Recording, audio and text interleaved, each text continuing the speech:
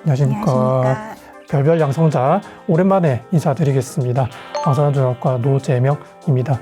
오늘은 저희가 김혜영 교수님을 모시고 유방암의 양성자 치료에 대해서 일단 살펴볼 텐데요. 일단 김혜영 교수님 먼저 소개 부탁드립니다.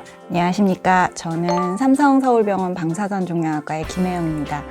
유방암만 보고 있고요. 그래서 유방암의 방사선 치료에 대해서는 제 평생을 다 바쳐서 열심히 연구를 하고 있습니다. 그래서 오늘 이제 양성자 치료에 대해서 답변을 드릴 건데요. 양성자 치료가 사실은 유방암에서 많이들 하고 있지는 않지만 꼭 아시고 계셨으면 하는 내용들이 있어서 오늘 노재명 교수님이랑 같이 얘기를 나눠보도록 하겠습니다. 그거 먼저 좀 여쭤볼게요. 실제로 우리가 방사선 치료를 받는 환자분들 중에 유방암 환자분들이 상당히 많고, 또 미국 같은 경우에는 이 양성자 치료를 받는 환자 중에서도 이제 유방암 내지는 전립선 이쪽이 이제 많다라고 들었는데 어떤가요? 맞습니다. 그 유방암이요. 우리나라 암 중에서 유일하게 그 빈도가 증가하고 있는 암입니다. 사실은 여성 환자분 중에서 굉장히 많은 분들이 유방암에 걸리시고요. 유방암에 걸리면 환자분들의 50% 이상은 방사선 치료를 받게 되세요. 그래서 사실은 우리나라에서 시행되는 방사선 치료 중에 유방암 환자분들 수가 굉장히 많습니다. 가장 많고요. 왜냐하면 예전에는 이제 유방암이 굉장히 진행돼서 발견이 됐었어요. 근데 요즘은 되게 초기에 발견이 되고, 초기에 발견되신 분들은 유방 보존술이라는 걸 하시게 되거든요. 그러면은 방사선 치료를 꼭 하셔야 되기 때문에 굉장히 많이 늘고 있습니다. 특히나 이제 양성자 치료 같은 경우에는 우리나라는 지금 보험이 안 되는 면이 있어서 조금 덜하고 있기는 하지만 서양의 여러 나라나 뭐 일본 등등에서는 유방암 환자분들도 양성자 치료를 해서 좋은 성적을 내고 있다. 그리고 부작용이 별로 없더라. 이런 연구 결과들이 보고가 되고 있어서 우리나라도 충분히 해보실 수 있는 치료라고 생각이 됩니다.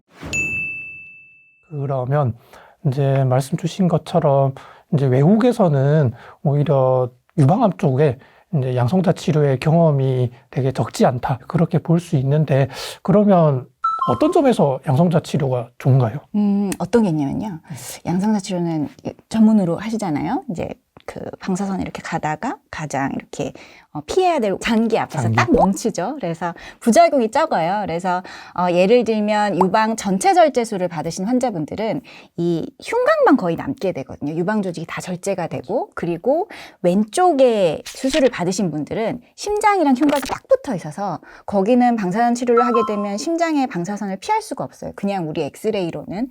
근데 양성자를 하게 되면 심장에 들어가는 방사선 양이 조금 많이 줄기 때문에 그거로 인해서 부작용이 많이 줄 수 있을 것이다 라는 가정하에 외국에서 지금 많이 시행을 하고 있죠.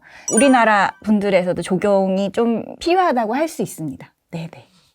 이제 다들 아시는 것처럼 특히 유방암 경우에는 장기 생존을 워낙에 많이 하기 때문에 뭐 어떤 심장에 대한 영향도 뭐 10년, 20년의 어떤 그런 축적된 데이터가 많죠. 많죠.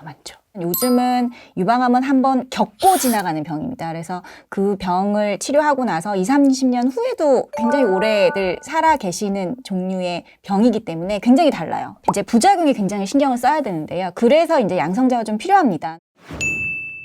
근데 한 가지 우리나라의 제한점은 보험급여가 양성자가 되지가 않죠. 유방암 환자분들은. 다만 되는 경우가 있습니다. 어떤 경우냐면 예전에 방사선 치료를 받고 또 재발을 해서 또 방사선 치료를 받아야 되는 경우. 그런 경우에는 보험이 되는데요. 그런 경우가 흔치는 않아요. 그래서 양성자 치료를 받으시는 유방암 환자분들이 우리나라에서 많지는 않으십니다. 왜냐하면 보험 기준이 좀 강화가 되어 있어서 사실은 방사선 치료를 이제 받고자 하시면 그 재치료가 아니면 본인 부담을 하셔야 되는 굉장히 부담스러울 수밖에 없어요. 그래도 학문적으로나 의사의 입장으로 봤을 때는 좌측 유방암이고 유방 전체 절제술을 받으신 분이라면 양성자 치료하시는 게 의학적으로는 좀 더 도움이 되지 않을까라는 생각을 하는데요. 그래서 생각을 해볼 수는 있지만 그렇다고 해서 나는 왼쪽 유방암에 전체 절제술 받았으니까 꼭 양성자를 받겠다. 이건 또 아니세요. 그냥 현명하게 판단을 하셔서 양성자로 하면 좋겠지만 그렇다고 해서 엑스레이로 한다고 해서 내가 병이 치료가 안 된다거나 내가 막 부작용이 엄청 많다거나 이런 건 또 아닙니다. 그래서 여러 가지를 생각을 하셔서 담당 의사와 상의를 해보시는 거를 적극적으로 권해드립니다. 네. 결국 이제 담당 의사와 상의를 해야 한다는 거, 그거는 저희가 이제 별별 양성자 찍을 때마다 항상 이제 드리는 얘기인 것 같습니다. 근데 우리나라의 양성자 치료가 몇 군데죠? 두 군데. 두 군데. 그래서 국립암센터랑 지금 삼성서울병원 두 군데인데요. 이게 사실은 치료할 수 있는 환자가 많지가 않습니다. 양성자 치료가 하루에. 그래서 자리가 별로 없어요. 저희 병원만 하더라도 양성자 치료를 유방암 환자분들한테 그렇게 자리 배정을 많이 해드릴 수가 없어서 사실은 저희가 이제 방사선 치료를 해주십사 하고 의뢰를 받았을 때 환자분들이 오셨을 때 거의 한 달 정도를 기다리시거든요. 한 달 정도를 기다리게 되면 적정 시점을 좀 벗어나기 때문에 사실은 그런 시간적 여유나 자리가 없다거나 이런 것 때문에 못 하시는 경우도 또 있습니다. 그래서 현실적인 문제들이 항상 있기 때문에 또 다시 한번 말씀을 드리지만 담당 의사와 상의를 하셔서 결정을 하실 수가 있을 것 같습니다. 제가 양성자 치료를 해보면 아무래도 조금 이렇게 피부에 가까운 경우에는 피부염이 조금 심한 경향이 있는 것 같아요. 그러면 우리가 흉벽에 양성자 치료한다고 생각하면은 어떻게 보면 이제 피부 자체가 치료의 어떤 표적이 되는 셈인데, 만약에 유방암에 우리가 양성자 치료를 한다. 그러면은 피부염을 포함해서 좀 다른 암종에 비해서 따로 좀 조심해야 될 게 있을까요?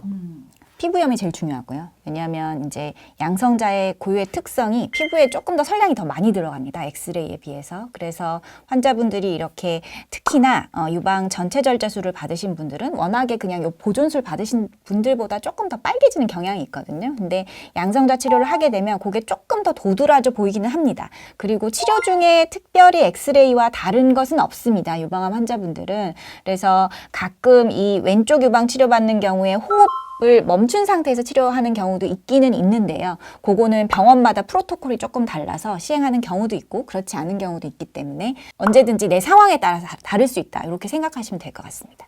일단 특히 이제 이 피부염에 이제 유의해야 하는 것이 이제 유방암이다라고 생각을 하면 혹시 김혜영 교수님만의 어떤 피부염 관리 비법? 일단 제일 좋은 거는요. 가장 기본적인 거는 비누로 잘 씻으시고 보습제를 바르시는 거예요. 그래서 연구들마다 다르지만 스테로이드 연고를 처음부터 쓰는 연구도 있긴 있지만 그게 뭐 꼭 그래야 된다 이거는 아니고요. 비누로 씻으실 수 있으면 제일 좋습니다. 그리고 매일매일 보습제를 2-3번씩 바르고요. 보습제의 종류별로 다르지는 않습니다. 그래서 보습제를 잘 바르시고 자극을 피해 주시고 그 정도의 아주 기본적인 원칙들이 있습니다. 설명 감사합니다. 기본이 중요하죠. 기본이 중요하다는 거. 아까 앞서 언급된 것처럼 이제 심장이나 폐에 들어가는 설량은 분명히 줄여줄 수 있는데 또 피부에 대한 측면도 또 고려를 해야 하니까 이제 그런 것들을 종합적으로 판단해서 이제 비용적인 부분도 포함해서 이제 판단하기 위해서 똑같은 얘기 이제 담당 의사와 상의가 필요하다. 이제 그러고 다시 한번 말씀드릴 수 있겠고 이 영상을 보시는 분들께 혹시 유방암의 양성자 치료 내지는 방사선 치료 관련해서 남기시고 싶은 얘기가 있다면 어떤 게 있을까요? 유방암 환자분들이 오시면 굉장히 스트레스를 많이 받으세요. 여성분들이 아프면 사실은 한국에는 좀 그런 단점들이 있잖아요. 내가 아픈데 애들은 누가 챙겨주며 그렇다고 해서 남편이 그렇게 잘 챙겨줄 수 있으면 좋지만 그렇지 않은 경우도 많고 그래서 굉장히 정신적으로나 육체적으로나 힘든 게 사실입니다. 그렇지만 유방암은 진짜로 지나가는 암 중에 하나입니다. 우리 그 의학 기술이 굉장히 많이 발전해서요. 그 발전된 의학 기술의 혜택을 보는 가장 중요한 암종 중에 유방암이에요. 매일매일 여러 가지 데이터가 나오고 있고요. 환자분들이 워낙에 많기 때문에 데이터들이 많이 축적이 돼서 진짜로 그 유방암 때문에 생명을 달리해야 되거나 유방암 때문에 이것 때문에 생명이 단축되거나 이런 분들이 많지는 않은 게 사실입니다. 다른 암종이랑 달라요. 그래서 유방암 환자분들은 오시면 치료를 하시고 빨리 일상생활로 복귀를 하시고 인생을 즐기십시오. 계속 내가 암인데 내가 뭘 잘못해서 이런 병에 걸렸지? 내지는 우리 남편 때문일 거야. 내지는 내가 이렇게 아픈데 아무도 도와주지 않아. 이렇게 생각을 하실 수밖에 없는 상황이긴 하지만 이 병을 겪고 빨리 떨쳐내고 빨리 나가셔서 맛있는 것도 드시고 예쁜 옷도 입으시고 그렇게 하셔야 되는 병이기 때문에 그래서 항상 즐거운 것만 생각하시고 빨리 지나가라. 이렇게 생각하시면 될 것 같습니다. 그럼 짧은 시간이었지만 또 시간 내주셔서 감사하고요. 감사합니다. 네. 구독과 좋아요, 좋아요. 댓글 그리고 댓글. 네. 부탁드립니다. 부탁드립니다. 감사합니다. 수고하셨습니다. 고맙습니다.